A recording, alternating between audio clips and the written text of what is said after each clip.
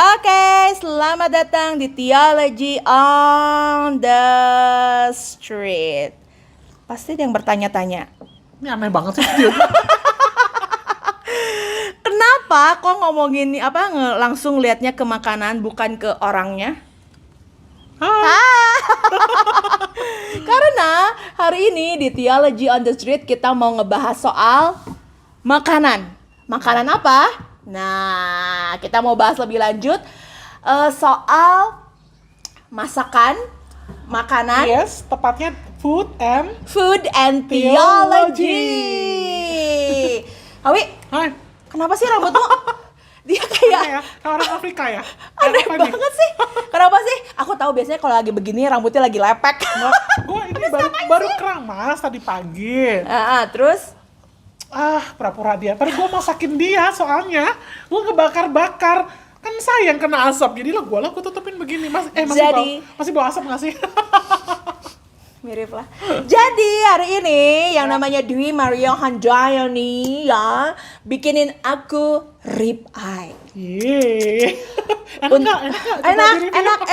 Enak. Cuma aku kan lebih suka yang itu loh, lebih suka yang nggak terlalu matang, yang juicy gitu. Aku sebenarnya juga gitu, cuman aku nggak nanya sih tadi ke kamu ya. Tapi nggak enak banget. Permasalahannya cuma sekali yang enak. Sisanya tuh antara gosong atau nggak jadi sama sekali. Ya, jarang masak lah. Tapi ya, kenapa kita ngebahas ini? Soalnya di masa-masa WFH ini ada satu kemampuan yang akhirnya kita kembangkan. Terasah ya. Mau nggak mau ya. Mau nggak mau, yaitu Masak lah, apalagi tiap hari gue masak jadinya. Aduh. Oke, kalau bisa ngomongin masak, kau ini sebenarnya aku juga sih pecinta makanan tradisional. Oh, very much. Very much ya. Kita ngomong sedikit lah ya, ngomongin ngomongin teologinya Iya, gitu ya. boleh. Ngomongin soal makanan tradisional. Aku mau bikin kuis dulu. Sebelumnya dia suka bikin kuis, sekarang aku yang bikin kuis. Kawi, sebutkan 3 makanan tradisional yang bahan dasarnya kedelai. Kedelai, Pau. Kedelai. Kedelai. Pasti suka karena dia suka banget kedelai. Kalau di makanan Malang, tapi kamu tahu nggak? Yang tahu nggak tahu ya pemirsa nanti yang ngebahas ada nggak sebenarnya makanan itu ya, tolong. Lento. Kayaknya dia pernah bikinin sekali deh. Lento itu kayak perkedel bukan sih? Iya, tapi dari kayak kacang. Tuh, betul. Bisa dari kacang hijau, bisa dari kedelai atau dari kacang apa gitu namanya ya. Tapi kayaknya aku jarang banget dengar kata itu. Kalau tempe, bacem gitu kan sering tuh. Kalau lento itu kayaknya Surabaya, makan ya Jawa Timur lah, Jawa Timur. Coba dicek ini ada orang Jawa Timur, orang Malang tahu nggak lento apa? Ayo, tahu nggak? Ini kalau orang yang tinggal di kampung-kampung kayak gue tahu lah pasti. Pedes, crunchy. Ini kalau misalnya yang dengerin YouTube kita malam-malam, siap-siap ya keruyuk-keruyuk ya. Pertama lento. Pasti tahu dan tempe lah. Ya itu makanan kita banget lah ya. Kalau macam-macam olahan dari tempe. Ini satu tuh lento, 2 apa? Kalau Malang ya, mendol. Itu lento tuh mirip mendol. Aku tuh suka banget waktu terakhir ke Malang tuh aku makan mendol kayaknya berapa biji deh. Nah, ini mendol itu bukan dari dari fermented. Dari ya tempe difermentasi sedikit. Jadi warnanya tuh nggak putih. Iya, terus dikasih bumbu jadi kayak perkedel gitu digoreng. Iya, itu enak tenan. 2 mendol, 3. Kau bilang tahu tadi tuh. Tahu apa? Itu pepes tahu lah. Oh iya, pepes tahu. Iya kan perkedel tahu lah. Macam-macam sama tahu mah. Iya bener juga ya. Oke, pertanyaan kedua, kuis kedua. Kayaknya kalau yang ada di sini tuh loh, macam-macam bumbu. Oh iya, lucu juga ya, ya. Sebutkan 5 macam herbal. Herbal? Oh, apa namanya? Yang buat minuman. Mau buat minuman yang biasa dibuat minuman. Aku sering bikin kalau itu kencur, kunyit, temulawak, temu hitam. Emang ada temu hitam ya? Temu ireng ada. Temu hitam, temu putih, temu merah. Temu putih juga Serius ada? Ada. Oke, temu hitam. Temu putih. Ada lah, Ternyata memang jahe. Jahe. Oh, memang dia pecinta. Oke, tepuk tangan dulu buat ibu yang luar biasa. Anda mendapatkan raspberry. Oke, tapi kenapa ya Kak Dwi ya kita tuh seneng banget makanan tuh yang jarang ditemuin loh. Iya. Apalagi di WFH itu kadang-kadang kita suka nyari-nyari yang nggak ada ya. Iya. Iya nggak sih? Kali waktu itu nyari buat bikin kacang ijo itu apa sih, kita bikin apa itu? Angsle gitu. Angsle. Bikin angsle. Enak ya? Iya enak itu. Padahal kan kita nggak pernah ngebayangin sebelumnya Kawi kita bikin angsle. Enggak, tapi selama WFH ini kita bikin angsle. Yang nggak tahu angsle, jelaskan. Iya, dessert lah ya, dessert kayak apa sih kalau di Bandung tuh? Sekoteng. Sekoteng lah, kayak sekoteng, tapi isinya tuh, jadi isinya itu ada ketan, ada roti, ada kacang hijau, ada mutiara, gitu, iya, kan. Terus ada kacang tanah. Terus ya dimakannya dikasih kuah, jahe sama dengan kelapa, santan. Cuma nggak terlalu manis, nggak terlalu manis juga, nggak terlalu kuat kayak sekoteng kayak gitu. Itu ya kalau dimakan dingin, enak banget jadi ya. pengen Pak. Kita off dulu ya, kita makan dulu, keluar dulu gitu. Tapi Kawi, aku tuh kenapa ya mau pengen ngebahas ini, kenapa makanan itu bisa bikin kayak orang tuh apa ya, mengubah mood. Iya betul ya. Ya nggak sih, udah gitu tuh membuat hari lebih baik hanya gara-gara makanan. Apakah memang ada filosofi tertentu di balik semua makanan itu? Iya, apa maksudnya? Di orang kan sekarang tuh lagi ini ya, apa industri kuliner sebelum corona loh ya, itu kan lagi booming ya Pak ya. Betul. Lagi booming banget industri kuliner, banyak teman-teman yang jualan makanan kayak dimasukkan apa GrabFood. Ya. Apa? Online, daring lah. Ya, online lah gitu, itu lagi berkembang banget. Terus apalagi dengan adanya MasterChef itu membuat orang, iya kan? Terus sekarang tuh dari work from home ini semuanya berlomba-lomba nunjukin gua masak ini. Termasuk aku sekarang bisa bikin martabak. Pokoknya hal-hal yang kayak begitu lah, bayangin aku nggak pernah ya bikin. Aku tuh pecinta. Bisanya cuma bala-bala doang bikinnya. Bala-bala is the best food in the world. Tapi maksudnya semua jadi kayak apa, kayak latah. Iya. Cuman aku tuh orang tuh kadang aku pikir orang sadar nggak ya bahwa food itu very close with theology. Itu sih Pau. Karena gini, orang tuh mikirnya gini, wah teologi itu cuma yang di sekolah teologi lah ya gitu, atau yang pelajaran agama, gereja, betul. Padahal Pau, teologi itu benar-benar kaya dan terkait dengan our daily life, dengan food, dengan fashion, dengan our hobby gitu kan. Iya, betul. Terkait banget, Pau. Setuju banget. Coba aku ini ya. Salah satu perintah yang Tuhan berikan, perintah pertama di Alkitab itu ya adalah berkaitan dengan makan. Ngomong ke Adam ya, bahwa semua yang ada dalam taman ini boleh kamu makan. Benar banget. Iya kan? Saya sangat termotivasi dengan perkataan Bu Dwi hari ini ya. Ternyata tentang makanan, saudara sekalian. Iya, tentang makan kan. Cuma dosa masuk ke dalam dunia gara-gara apa, Paul? Gara orang salah makan. Saya pindahin dulu semuanya ini. Jadi memang dua sisi koin ini nggak ini ya. Jadi kalau dibahas dari Alkitab tuh menarik loh makanan, Paul. Bener nggak sih? Iya loh. Salah satu perintah Tuhan untuk makan. Terus dosa masuk ke dalam dunia gara-gara orang salah makan. Makanya kita harus hati-hati nih kalau makan nih. Kita harus hitung kalori kayaknya, berapa kalori yang udah dihabiskan hari ini. Iya kan? Iya, betul juga ya Kak. Iya. Jadi hari ini kita mau bahas tentang bagaimana makanan jadi berkat atau jadi kutuk. Kata ngebahas yang tadi ya. Bagaimana Tuhan itu gini, kalau kita membahasnya begini, Tuhan itu mau mengkomunikasikan teologi, rencana keselamatan Allah yang begitu deep, ya kan, dan begitu rich, tetapi menggunakan sesuatu yang sederhana yang dekat dengan manusia, termasuk dengan makanan. Betul gitu banget. Sih. Jadi kan kalau kadang ngejelasin doktrin berat, yang ngomongin doktrin gitu ya, doktrin keselamatan itu kan kayaknya berat ya. Kayaknya saya nggak perlu soal itu. Ya kan orang kadang-kadang kalau kita ngomong gitu kan nggak langsung, aduh kayaknya saya nggak perlu. Gitu. Tapi kalau ngejelasinnya dengan makanan mau nggak? Apalagi jadi memotivasi juga orang-orang yang bisnis kuliner, hobi masak, do it for God. Nah, karena God is really care about food. Betul banget. Bener sampai kalau aku nggak salah tuh banyak loh buku tentang food and theology, food and God, food and Christ. Nggak banyak sih. Ada lah beberapa aku lihat gitu loh. Berarti kan concernnya ada gitu. Itu paling riset-riset ya, riset-riset yang berat gitu. Tapi kalau buku-buku yang konsumsi ini buku ya Enggak, nggak kayaknya sampai sih gitu. nggak Nah mungkin sampai. sekarang yang pecinta kuliner atau yang punya usaha kuliner bisa berpikir loh soal ini. Betul. Bagaimana melalui makanan. kita kolaborasi yuk gitu.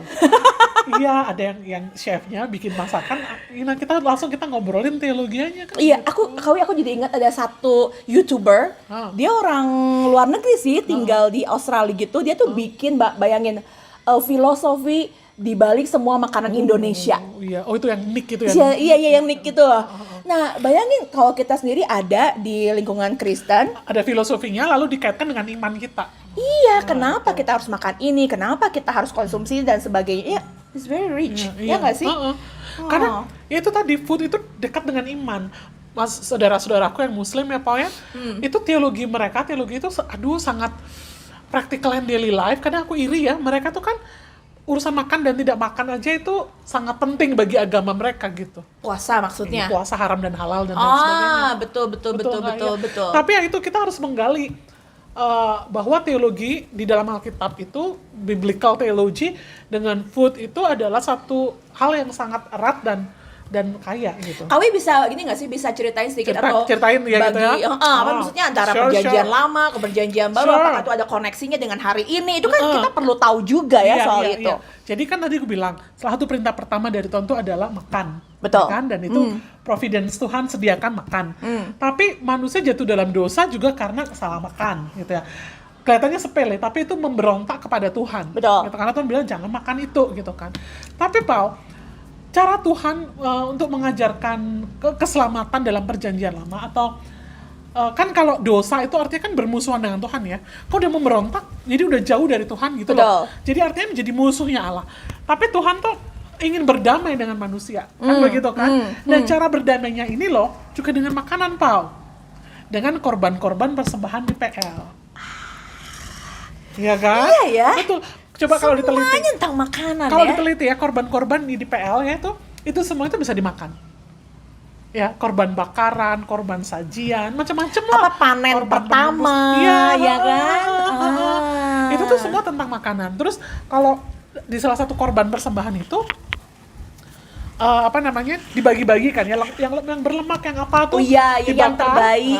Dibakar untuk Tuhan. Terus ada ekspresi baunya menyenangkan hati Tuhan. Exactly. Ya kan? Nah itu kalau dalam bahasa Ibrani menarik loh, itu baunya itu membangkitkan selera makan Tuhan. Jadi tentu kayak mau makan dengan manusia gitu loh. Bersama-sama. Terus yang bagian dada dan paha untuk imam. Lalu sisanya kan dimakan oleh orang yang memberikan persembahan. Iya, yang memberikan persembahan. Iya kan? Ya, betul. Nah jadinya artinya begini, orang Yahudi zaman dulu itu punya konsep makan bersama itu penting.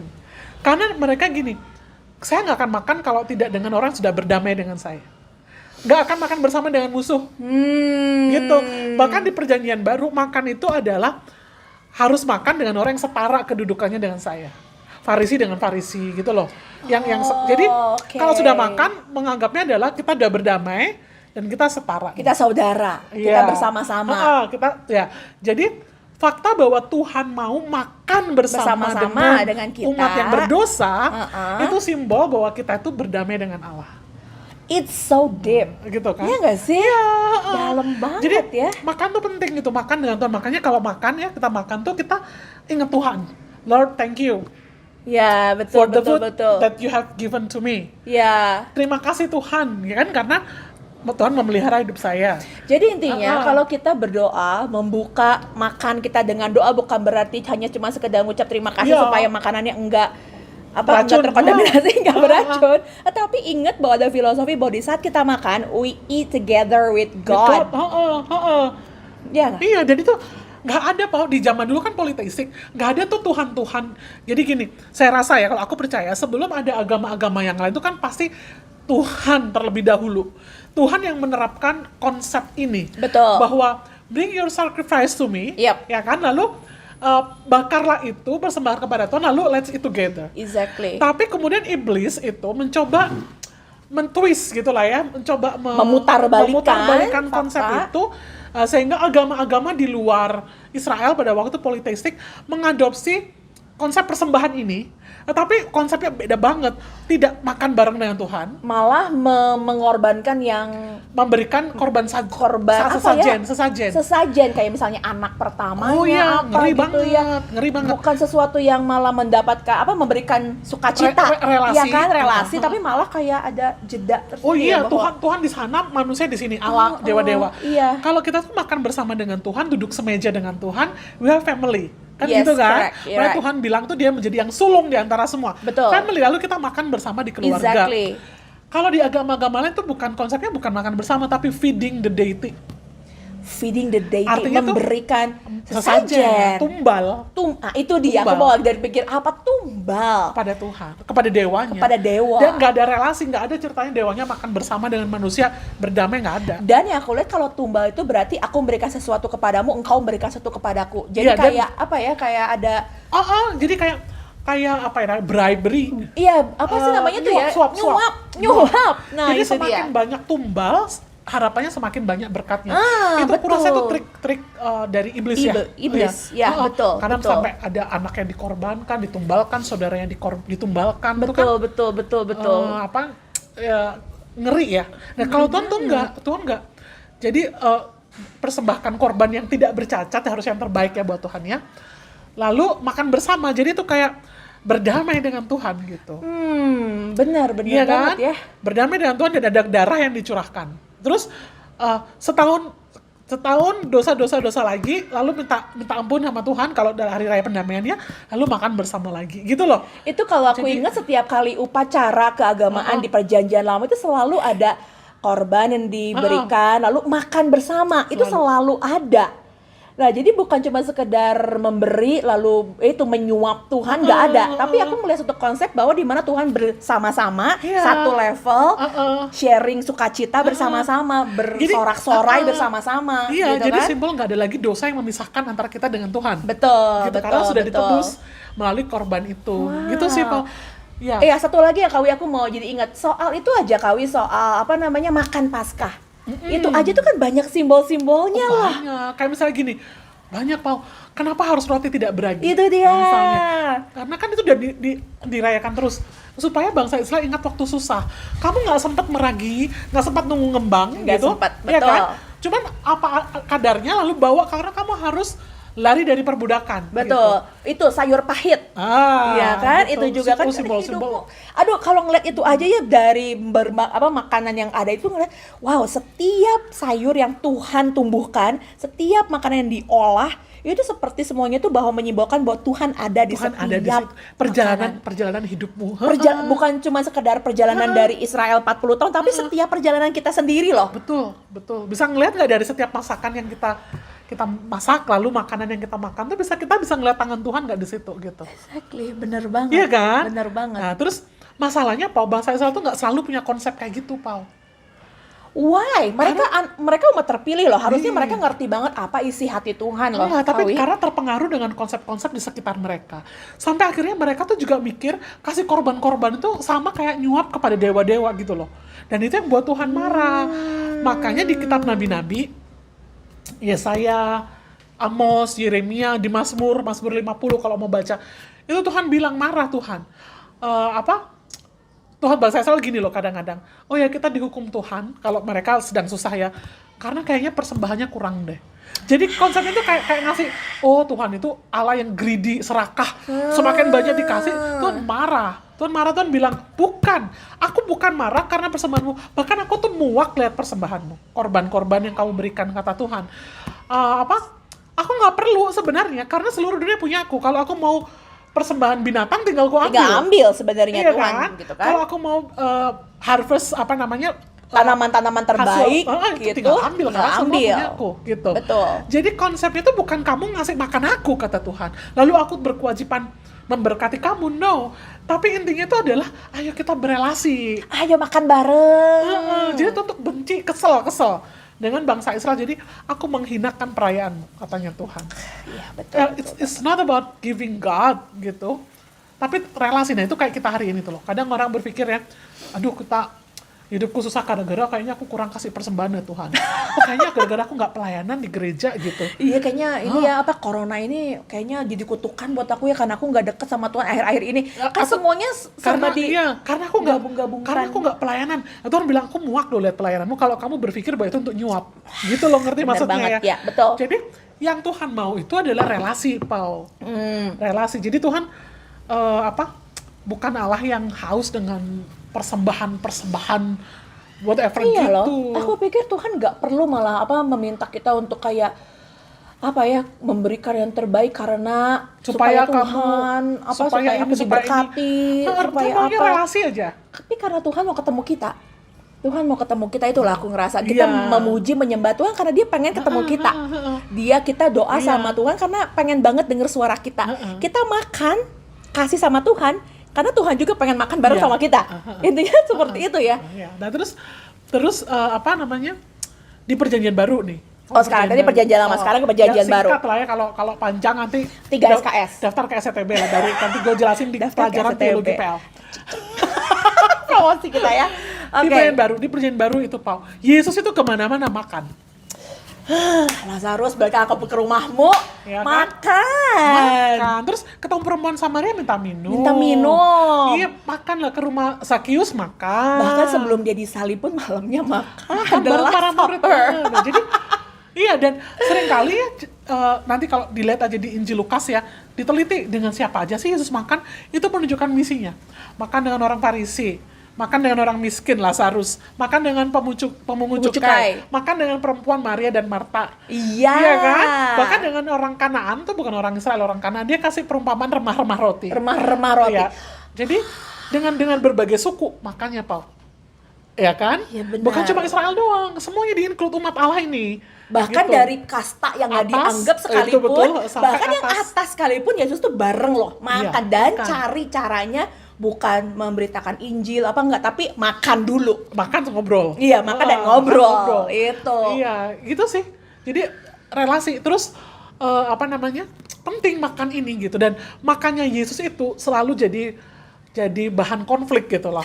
Iya kan? Orang Farisi protes, kenapa dia makan dengan pemungut cukai? Kenapa dia makan dengan orang berdosa? Betul. Karena tadi bagi orang Farisi kalau makan tuh dengan yang setara. Gitu. Tapi Yesus mau nunjukin dengan cara dia, karena makan tuh adalah hubungan yang paling dekat. Jadi tanpa ngomong,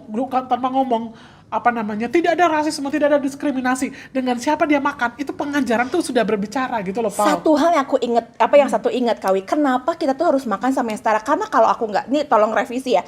Kalau nggak salah zaman dulu kalau makan tuh kan barengan, Kawi. Iya. Nyomot sana, nyomot sini, kan nggak pakai satu piring satu-satu gitu, enggak kan? Mungkin karena itu harus makan sama-sama yang setara. Iya. Tapi Yesus datang ke tempat orang yang bahkan lebih rendah pun makannya ya barengan juga. Gitu. Makan sama yang lebih kaya, lebih tinggi, makannya ya barengan juga gitu ya. Makanya Pak kalau di gereja ya, di gereja tuh kadang-kadang ada orang tuh gini, Pak pendetanya cumanya mau makan sama orang-orang yang levelnya atas, levelnya bawah. Jadi dengan siapa kita makan, Pak, itu menunjukkan who we are. Atau ya kadang-kadang juga nih Kawi, aku suka ngeliat kalau mau makan sebelahnya harus siapa diatur juga.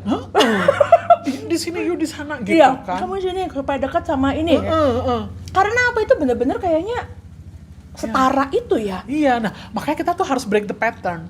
Ya jangan cuma makan dengan orang yang bos-bos doang. Pernah nggak lu makan dengan level-level yang bawah? Makan sama bos kan nggak mungkin makan lento. Apa tadi? Mendol. Nggak mungkin makan sama bos makan kayak begituan gitu kan? Nggak mungkin lah kau. Karena gini, sebagai pemimpin rohani gitu ya, orang tuh ngeliat kita loh.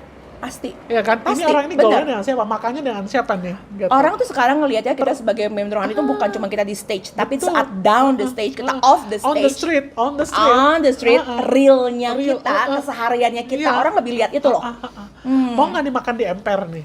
Oh sekarang jangan lah, musim-musim corona. Sekarang enggak, tapi kita berdua Iya, seneng banget ya makan di Iya, atau makannya cuman yang ya begitu. Jadi maksudnya Sushi Tei. dengan Nggak boleh ngomong merek ya. apa-apa. Dia pecinta Ya, soalnya. aku suka sushi. Jadi sushi dan mendol kayaknya.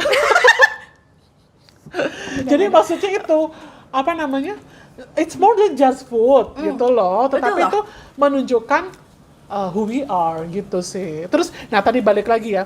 Jadi Yesus kemana-mana makan dengan banyak orang. Lalu at the end tuh di perjamuannya itu puncaknya nih Pau, dia memberikan tubuh dan darahnya sebagai menu makanan utama. Ini tubuhku, Ini darahku, makanlah. Dan itu tuh adalah penggenapan dari korban-korban di PL tadi. Gitu. Jadi kamu nggak usah lagi Nggak usah lagi ngasih persembahan kayak di PL.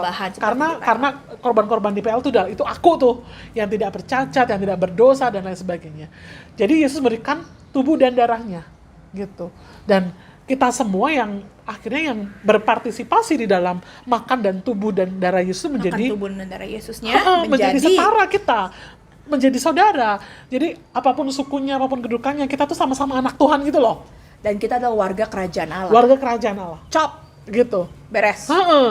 Iya kan? bener. Nggak perlu lagi. Ya itu nggak perlu lagi ada apa? Kasih tumbal-tumbal yang tadi itu ya. Ya, dan apa namanya Paul? Itu persekutuan yang paling erat kita miliki dengan Kristus di situ tuh. Iya ya bener banget Jadi, ya kalau soal itu. Jadi Kristus mengorbankan dirinya supaya kita dengan Allah berdamai. Tadi domba dikorbankan supaya kita dengan Tuhan bisa Berdamai. makan Bersama-sama. makan dan berdamai. Itu Kristus mengorbankan dirinya supaya kita dengan Allah Bapa itu dengan Tuhan berdamai, bisa bersama gitu, makan bersama. Gila ya? Betul kan? Konsep makan ini ternyata sangat dalam. Terus bukan cuma itu, Paul. Apa? Ya, di perumpamaannya kan gini, Yesus kan lagi makan dengan pemungut cukai dan orang berdosa. Lalu orang Farisi kan komplain. Untuk menjawab komplainnya Tuhan kasih perumpamaan 3 yang hilang. Betul kan? Nah, nanti kalau mau tahu arti-arti perumpamaan ini ya dibaca lah ya di Matius ya. Dibaca tuh ada, nanti saya buat YouTube tentang itu. Pengajaran Cek di SPB. YouTube personalnya. Kan itu buat modul pengajaran dia soalnya PB. Maksudnya gini, kan menggambarkan yang hilang itu kan menggambarkan anak yang hilang, orang hilang. Setiap yang hilang itu selalu pesta makan, Pau. Domba ditemukan pesta makan. Dirham ditemukan pesta makan. Anak yang hilang pulang berikan pesta makan. Artinya menunjukkan gini, setiap ada satu orang yang bertobat, itu di surga itu pesta, Pau. And that's include food. Makan. Exactly. Amazing nggak tuh? Itu food and theology. Amazing gitu, amazing ya kan? Banget. Nah terus jadi setiap orang, jadi kalau kita nih bertobat, aku bertobat kenal Tuhan gitu ya, kira-kira kapan ya aku ya betul-betul lahir baru gitu lah ya. Pada saat aku lahir baru, aku terima Yesus, itu tuh di surga pesta tuh. Ya, gitu, betul, kan? betul. Jadi jangan pernah berpikir makanan itu cuma sekedar apa yang kita makan dan minum. Nah, tapi di makan ada spiritual meaningnya gitu ya. Dan buat aku secara pribadi ini sangat mengapresiasi para chef-chef, para ahli-ahli kuliner bahwa apapun yang kalian masak, apapun yang kalian buat, ingat loh, kalian tuh seperti para chef di surga sana. Celebrating something. Iya kan? Bener loh aku. Iya betul. Dan nanti nih at the end kan tadi kejadian tuh dimulai dengan makan. Wahyu ditutup juga dengan the great banquet. Perjamuan besar, dan yang masak kali Yesus ya. Yang mempersiapkan tuh Tuhan Yesus gitu loh. Ya, wow. Iya kan? Aku kalau Yesus jadi chefnya, waduh itu pasti the most delicious food you ever had. Betul nggak sih? Speechless food kayaknya. Jadi ya. makanya aku pikir ya, untuk teman-teman yang lagi menggumuli untuk usaha kuliner gitu, do it for God gitu. Iya kan? Iya. Bagaimana food itu bisa membuat orang itu punya taste of heaven dengan makananmu yang bersih, makanan yang menyehatkan gitu loh, Paul. Iya loh, aku jadi ingatnya salah satu chef senior, aku follow Instagramnya. Dia tuh setiap kali put Instagram tuh ya, dia selalu bilang God's creations never ending. Kayak gitu tuh. Yang ini bisa dicampur sama ini, tapi hasilnya tuh rasanya bisa luar biasa. Yang ini campur sama yang ini, dan dia sangat suka buah-buah dan sayur lokal. Dia bilang Indonesia banget. Tuhan tuh bikin gue jadi orang Indonesia. Karena Tuhan mau gue pakai bahan ini dicampur sama bahan ini bisa jadi international recognized food. Tuh kan. Nah kayak begitu aku jadi inget loh Kawi, bener banget bahwa apapun yang kita makan kalau itu yang kita masak, kalau itu kita masak buat Tuhan tuh we can see God. Iya. Ya bukan cuma yang bisnis ya kan. Mama-mama di rumah lu masak buat itu kan ngomongin chef, tapi di rumah juga tuh makanan mami is always the best. Iya kan, dan itu tuh seperti inilah perwakilan Tuhan yang menyediakan pemeliharaan buat kita. Iya bener banget. Melalui orang tua kita. Makanan yang kita nikmati gitu. Coba kita makan dulu gitu satu. Enak kok. Raspberry ini makanan lokal loh ya. Tapi kalau buat aku juga ya Kak ya, apapun yang kita makan dan kita minum, pernah nggak sih teman-teman ya semua yang ada itu pernah ngerasa bahwa setiap kali makan itu bukan cuma sekedar makan ya udahlah kenyang, tapi kayak sekali makan tuh Tuhan thank you banget gitu ya untuk makanan ini. Pernah nggak sih ngalamin? Aku pernah loh waktu sekolah di luar negeri itu tuh ya malas banget masak nasi karena kan aku cuma sendiri. Masak nasi kan banyak gitu. Jadi aku tuh nggak terbiasa masak nasi, jadi cuma roti kalau nggak croissant dan sebagainya. Sekali ada temen tuh datang bawa nasi goreng terasi. Terus bawa bala-bala Kawi. Itu ya, aku tuh bisa nangis waktu makan itu. Terus kata sih, kenapa nggak enak banget ya makananku? Enggak, tapi aku tuh ingat mami. Ingat orang-orang yang suka bikinin ini. Terus kayaknya apresiatif banget tuh, thank you, enak banget, terima kasih Tuhan Yesus. Nah, itu kan berarti aku yang benar-benar ngerasa bahwa Tuhan yang kirim makan itu buat aku. Betul. Gitu, dan itu really made my whole month gitu lah Kawi. Iya, satu lagi aku ingat nih, satu lagi ya. Waktu Nehemia pasal 8 tuh, bahasa Israel kan baru pulang tuh dari pembuangan. Oke. Lalu Ezra berdiri baca Alkitab, panjang kan. Lalu orang-orang kan berdiri tuh di depan pintu gerbang air tuh dengerin firman Tuhan itu. Abis itu kan mereka tuh nangis karena merasa berdosa itu loh, karena firman Tuhan gerakan mereka ya. Nangis. Lalu Nehemia dengan Ezra itu membagi-bagikan makanan kepada mereka tuh dibilang begini, jangan nangis katanya. Ini adalah waktunya untuk celebrating goodness karena baru pulang dari pembuangan gitu. Jadi makanlah manis-manisan gitu yang menyegarkan. Jadi mereka itu merayakan ketika firman Tuhan diberitakan dengan baik dan membawa pertobatan, itu patut untuk dirayakan dengan makanan gitu loh, aku ngelihatnya. Karena itu kan habis Ezra khotbah, lalu orang-orang bertobat. Lalu sama Nehemia, ayolah sekarang waktunya kita untuk makan-makan. Nah kadang-kadang aku mikir, di gereja itu perayaannya apa sih makan-makan? Iya kan? Kadang-kadang nggak penting loh, terus terang to be honest. Iya kan? Tapi pernah nggak gereja merayakan dengan makan? Merayakan karena firman Tuhan diberitakan dengan jelas, dengan relevan. Iya kan? That's good point. Iyalah, dan terus pernah nggak gereja makan-makan merayakan karena ada satu orang yang bertobat? Kalau itu aku pernah, tapi itu pernah nggak, karena di gerejaku juga kalau misalnya memang ada yang dibaptis atau apa, kita makan-makan.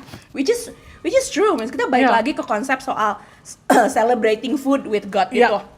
Dimanapun kita berada saat ini gitu ya, apapun pelayanannya kita, yuk kita buat makanan, minuman yang disajikan ataupun kita buat itu benar-benar celebrating God together with us. God's love, God's given salvation.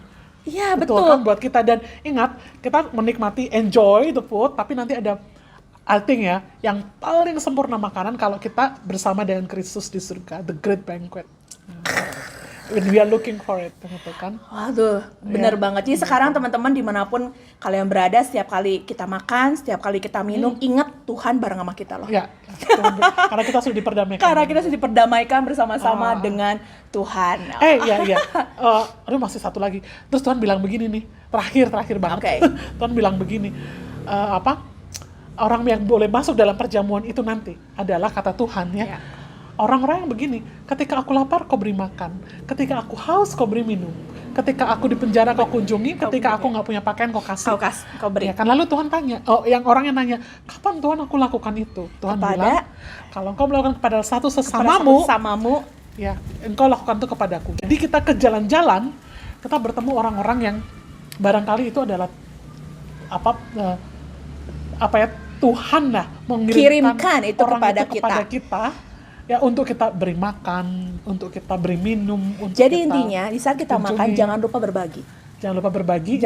Lakukan semua itu buat Tuhan. Exactly. Bukan buat diri kita loh, bukan untuk keuntungan atau kita disanjung atau dipuji. Tapi saat kita memberi untuk orang lain, kita sebenarnya adalah memberikan itu untuk Tuhan. Dan kita mempersiapkan diri untuk bangkit bareng sama Tuhan one day. Oke, jadi karena ini makannya udah menarik, memanggil-manggil kita untuk makan. Cinnamon roll. Oke, jadi kita akan ketemu lagi di sesi berikutnya, di channel berikutnya dengan hal-hal yang lain. Iyalah. Nggak cuma makanan. Oke, masih di Theology on the Street. Makan. Nggak tahan sih.